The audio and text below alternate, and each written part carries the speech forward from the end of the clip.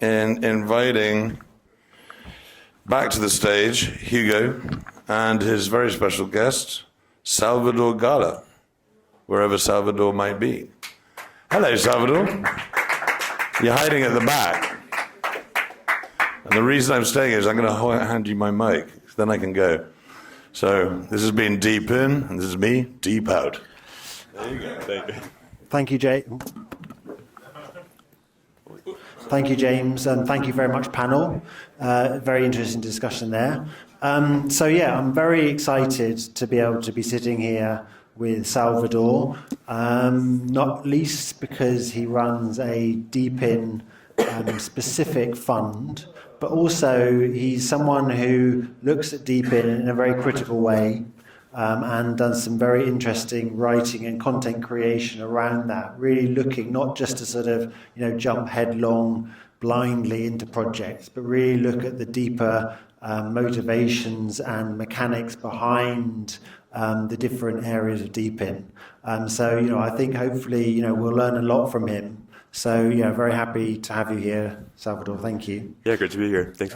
If you could just give a quick update, introduce yourself, and then we'll get into some questions. Absolutely.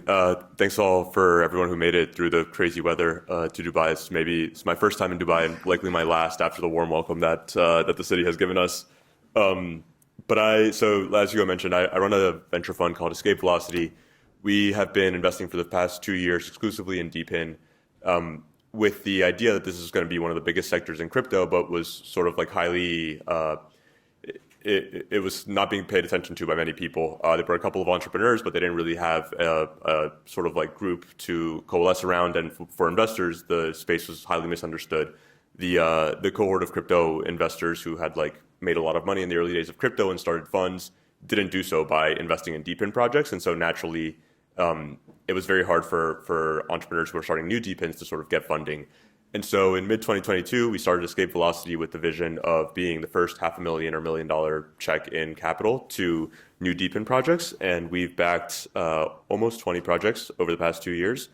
Some of them are starting to grow now and becoming sizable networks. And we have tried to do a lot of work and also evangelizing the space to other investors and to other both crypto and non-crypto pools of capital to help the space grow. Excellent, thank you. So one of the areas that you've been investigating recently and done some writing on is the sort of energy sector, in theory it has the potential to be huge for DePIN, but there aren't that many projects yet operating in there, and I just wondered why you think that is. Yeah, So for our path to DePIN really started with wireless. We are being I think like many other people in this room, highly libertarian-esque, like focused philosophically, thought, hey, it's great we have sound money in a world's computer, but this doesn't make a lot of sense if we can't actually like access the internet in a permissionless way. And governments all around the world, if you look at the stats, are shutting down the internet to access to their citizens more than an order of magnitude more than they were a handful of years ago. And so we got really nerd sniped by the idea of like, how do we build mesh wireless networks together? That seemed like the most important problem to solve for crypto. We, as part of like meeting a lot of founders in this area, got to see a lot of other sectors that entrepreneurs were looking to disrupt. One of them being energy. The reason why we haven't seen a lot of DePIN energy projects so far is that it's just a much harder space to build in my opinion. With wireless, the sort of like fault tolerance is very low or very high. I think generally industries with a high fault tolerance are better fit for sort of like experimentation, entrepreneurs, venture capital, and industries with low fault tolerance. It's very hard to create a product that can sort of like hit the correct sort of like SLAs or scale that you need to create a viable product. And so for energy, like the stakes are much higher, right? If you screw up your energy thing, you may shock yourself. There's actual like physical danger involved. If you want to like interface with the electrical grid, it's much more regulated than even wireless networks or any other industry out there.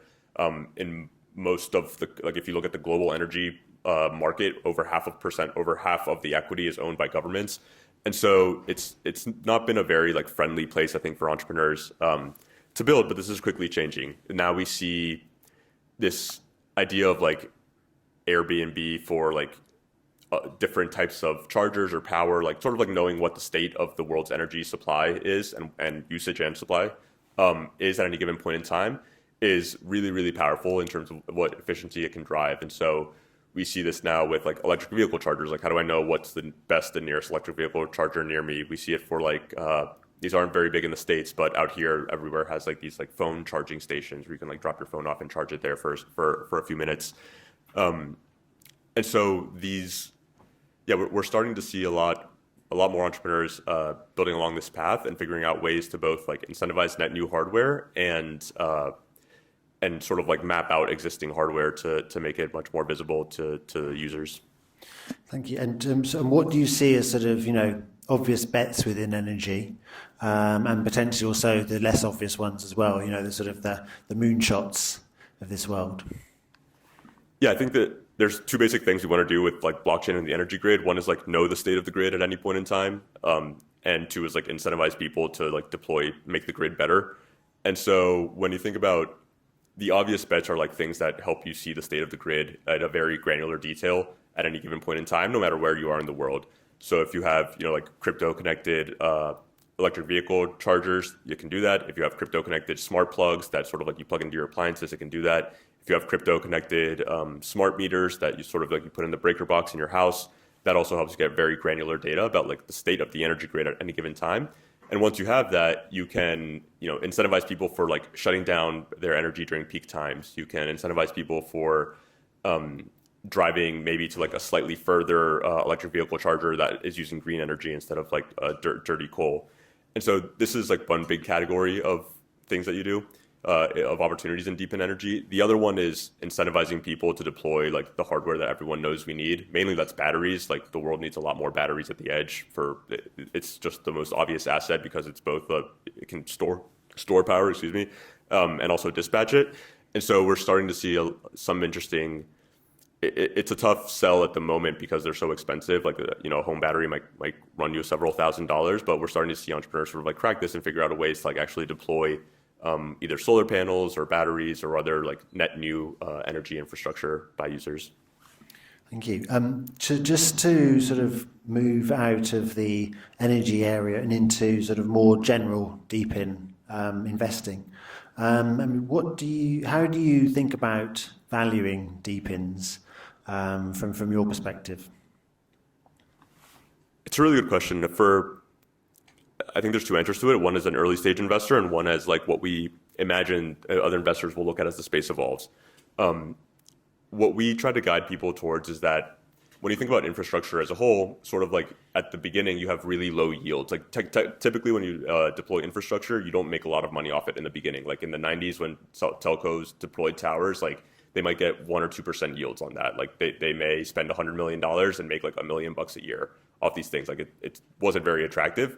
But actually over time, like as you added more carriers, as you added more mobile users, now these things can generate 25 or 30 million bucks a year for every $100 million you put in. So it becomes very attractive. I think DePIN today is at like maybe like a 0.5% yield if you look at like on-chain revenue to how much capital has been deployed. And so we're in like the early 90s, whatever stage, if you look at like the telecom equivalent.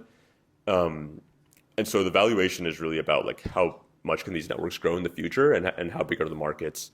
And over time, they'll come to be valued more like cash flow. Like you can, similar to how Ethereum, you can run like a DCF, traditional finance, like cash flow model on it today. Eventually, DePINs, you'll be able to do the same thing. They generate real revenues that are not indexed to crypto, that you can do an analysis on like how much those are worth from a traditional finance discount rate perspective. And I think that's the sort of the vision, similar to how like tower companies went from being valued at very low multiples in the 90s. Nobody knew what they were worth. And today they're some of the best businesses in the world to own and steady.